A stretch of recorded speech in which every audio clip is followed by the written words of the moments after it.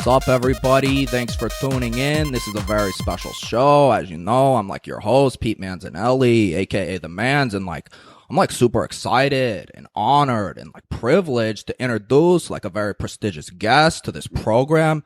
You guys might know him from the Daily Fantasy Wedge podcast. You know him from Fantasy Labs, and you know him from DraftKings. He's a promoter, but also an avid fan, and sometimes he plays on his personal account in games that he offers advice on, so be aware of that. Adam Levitan, welcome to the show, bro. This is awesome. Yo, happy holidays, man. It's an honor to be here. Thank you, dude. Yeah, so I wanted to have you on the show because you're really good at breaking down lineups and analyzing process and ensuring that we're always getting better as DFS players. I've seen some of your lineups and I think that we need some work here. So I'm happy to work with you a little bit.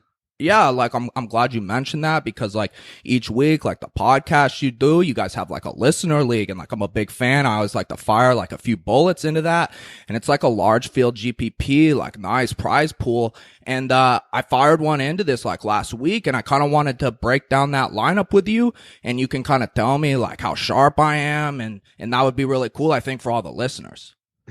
Yeah, I've seen your lineup in this, and we have some problems here. So I think we're gonna need to lay off the eggnog and get into the lineup.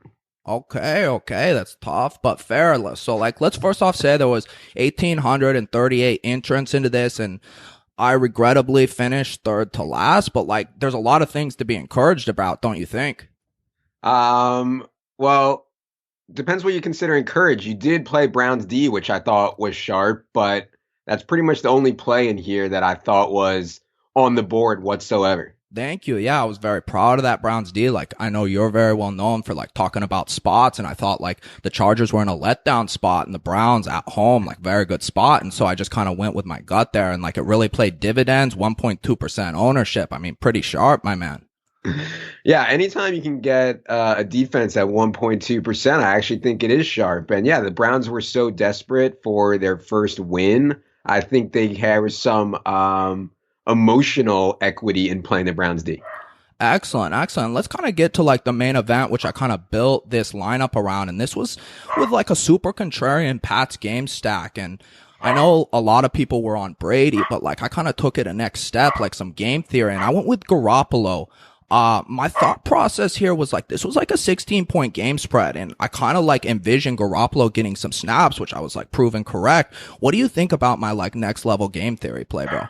Yeah, so you got 0.04 points out of Garoppolo, which is actually more than the expectation that I had on Garoppolo. So yeah, I would consider that pretty good. In general, though, Mans, I would say that typically we like to use quarterbacks who are starting the game. Is that Jerry making an appearance on the podcast right now? This is an honor. Yeah, actually, she's probably agitated because this is around the time when the mail comes, and she can actually feel not just when the mailman is in front of our door, but just when the mailman is on the general block. But also, Jerry is very well known for barking on good plays, and Jimmy, you were talking about Jimmy Garoppolo, Jerry's barking, further validating that it was a good play. Would you not agree? I would agree to some extent. Yeah, I think though, for generally speaking, if I was coaching you, I would say that quarterbacks on teams where the quarterback is actually starting would be step one. That's fair. But okay, but let's talk about who I stacked him with, because I thought this was also particularly sharp on my part. And that was with Michael Floyd, who's obviously new to the system there. But my thought is he had a DUI. That's bad. But Bill Belichick, greatest coach of all time, took a chance on him. So why shouldn't I also take a chance on him, you know? Yeah, and you see that he's 0.1% owned in this. So you were not the only one with this line of thinking. Michael Floyd was active as the fourth wide receiver for the Patriots. So, and he actually got some snaps, and he actually, I believe, got snaps with Garoppolo, if I'm not mistaken. So you could have actually hit that stack. Yeah, we always talk about kind of the practice squad player and the backup QB and that relationship. And I just thought that they could maybe foster that. Obviously it didn't work out, but I'm happy with my process there. And then talking about it in terms of a game stack, you had to bring it back with somebody. I thought Bill Belichick would shut down Bryce Petty. I thought he shut down Robbie Anderson. So I was what about the tight end? Austin Severian Jenkins, also mired in controversy, also a DUI under his belt. I like the little DUI stat correlation, bringing it back. What do you think? Yeah, so DUI stat correlation is not something that I've put a lot of research into. We can try to figure something out with if there's correlation between DUIs and on-field performance, but my first instinct is that the answer there will be no correlation. Did you hear that, Johnny Bales? Your new book, do some research, DUI correlation. We're all waiting for it. Excellent. I'll buy it on Amazon. Okay, moving on. Like, I had another very, like, controversial play. Like, a lot of my subscribers were on me for this one, but I did, like, the classic fullback correlation play, which I know is, like, a little left field in full PPR on DraftKings. But Zach Line, Aaron Murkowski, what did you think of that play, bro? Yeah, these are plays that I would not typically make. And I think you're thinking that the third and fourth string running backs are so bad on these teams that the fullbacks might actually get some work and maybe get some goal line work. But in the event that they do not score a touchdown, they're most likely to get a zero. And I think zeros are something we try to avoid. I know, but like, would you not say like in tournaments, like you're either trying to finish first or like you're trying to finish last? If you're finishing in the middle, you're kind of failing, bro. Would you say that I at least like I'm doing right there? Yeah, I think you did better than people that always finish, 500 spots out of the money. I think you did better. Yeah, you went full YOLO. I kind of like to say a halfback dive is kind of like always in play, and like that game was super cold, and like you said, those other running backs. So like again, I'm like okay with my process. Like I can't be like a results oriented guy, man. Yeah, I know. I think similar to the Garoppolo play, we need guys that are going to be on the field. That's kind of step one. We need guys that are actually on the football field if they're going to score fantasy points. Yeah, speaking of like guys on the field, and like this is on me, and I'm like embarrassed to even talk about this, but I like played Jordan Reed in the flex. I thought it would allow for like unique roster construction, but he didn't play, and like that's on me. But I saw him punch that dude last week, and I was like inspired, and I was like, that's a flex play. Yeah. I thought that punch might inspire you. What did you like about the punch? I just like that he didn't even like wait till the guy took off his helmet to throw it. Like he knew like I'm gonna throw my hand into this like hard plastic thing, and like I'm not even afraid of that. And like I need guys with like that kind of attitude on my teams. Yeah, so I think heart and kind of grit is something that we can't quantify with stats or math, but if you quantify swag or heart, I think Jordan Reed has a lot of it. So even though he was inactive for this game and had 0% chance of scoring a single fantasy point, I still think it was a fine play. Thank you. I really appreciate that. That like means a lot to me. Let's talk about like the last two guys I rounded out this lineup with, like these little guys, Tavon Austin, Taylor Gabriel. Like they don't get like a lot of touches, but like size doesn't matter with these guys. You know what I mean? What did you think about me trying to like bank a tournament with these two little guys? Yeah. Well, with Julio Jones back, I think Taylor Gabriel was a bit thin, but the dude, similar to Tyreek Hill, similar to Tavon Austin, who you played, they only need one touch to make everything happen. So I like that you played these guys. It's not the end of the world. In fact, these are probably, outside of Browns D, those two are probably your best plays. Oh, I guarantee it. I think like Tavon Austin like went 10x on that salary. Like that was pretty impressive. Yeah, I mean, Tavon has been 12 DK points for Tavon last week, huh? I mean, that carried you to this 1,853rd place finish. I know, dude. I just remembered. I should have had the Rams D. I'm looking for that double dip, and I messed up. All right, that lots to learn here. Like, I really appreciate you because, like, we got to look in the rearview mirror sometimes. And like, what would you say for me, like, next season, week 17? Like, what can I do to like improve on my process, even though I'm obviously like very sharp as is?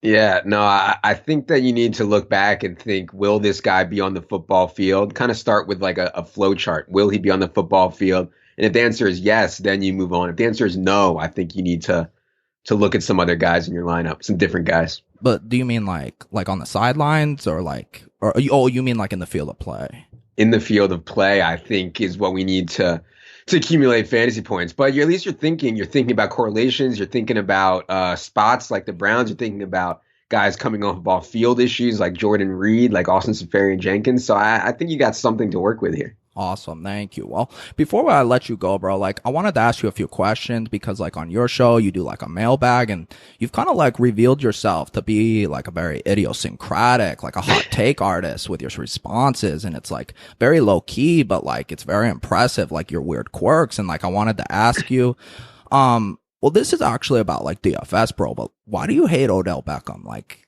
I listened to your pod and like you fade this dude over and over. I'm like, bro. Did Levitan see that catch? Like, this is an elite talent. So, like, what's your beef, dude?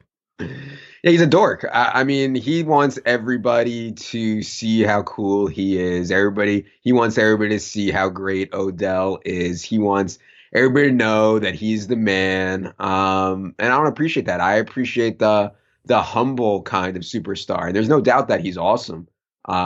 He's one of the best players in the league for sure. I mean, without Odell Beckham, the Giants would be maybe the worst offense in the entire league. But, you got to stand for something in life. And I stand for Odell Beckham as a dork, so I don't like to play him, even if it costs me money. All right. That's fair. It's harsh, but it's fair. Also, I heard Jerry there earlier. We talked a bit about her, but like, is there any chance Jerry could come on camera? Or is she going to be like off camera today? It looks like she's upstairs guarding the door. Jerry. Yo, Jerry. If I could whistle, I'd bring Jerry in right now. I'm kind of like a dog whisperer, bro. Jerry. She's not coming. She might be afraid of the Mans. Are you a dog person, Mans? I'm a huge dog person, but I like big dogs, big old Saint Bernards and like greyhounds and stuff. Like little dogs scare me. Like they sometimes look like rats, bro. But I did want to ask you something about this dog. Like you're very famous of like putting your like live skin like right on her fur to like for like bonding and like I respect that, but like, can you kind of explain like the logic between like getting naked with your dog and rolling around?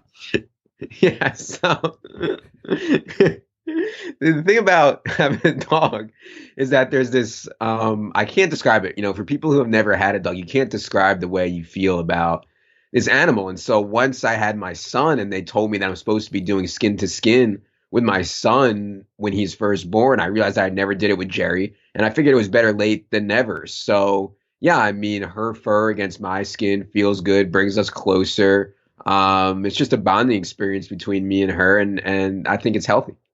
I mean, I have to ask, like, I know you're married, but has your wife ever caught you doing this skin to skin with the dog, man? Yeah. So I usually do it before I shower, and what happens is I kind of yell, if Jerry's downstairs, I'll say, Jerry, it's time for your skin to skin. And she comes running up the stairs, and we lie down and we get in the skin to skin formation. And so, yeah, my wife knows and, she thinks I have a lot of problems, but she knew going in that I had a lot of problems. You know what I mean? And I don't know. Are you married? Do you have a girlfriend, Mans? Like I'm kind of like doing like I'm married, but like we have like an open relationship. She like kind of understands. So, yeah, you get it. I get it. Yeah, an open relationship. Yeah, I don't quite have that, but I do have skin to fur going on. And that's about all I can ask for right now.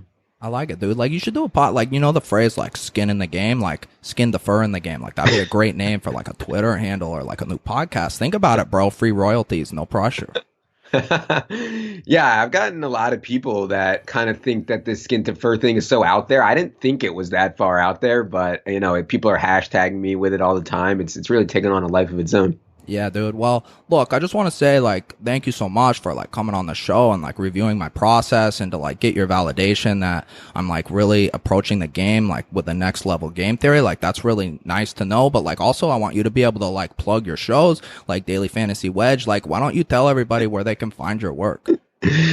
Yeah, that's all right. It's an honor to be here. That's all the thanks I need. I mean, you can find me on the Twitter machine, just my name, Adam Levitan, and you'll find everything that's going on there, and we'll find some Jerry stuff. So it's all good. But yeah, I would prefer to direct people towards Mans's YouTube page because he's got some good stuff going on there for his subs. Thank you, dude. I appreciate that. I appreciate the audience is growing. Like, it's a movement. It's overwhelming. Like, it's going to be a big off season and like, we're going to come back and we're going to crush it. So thank you again to like my guests. So for like Adam Levitans, for like Jerry, for Mans, get paid, get laid. We'll see you guys later.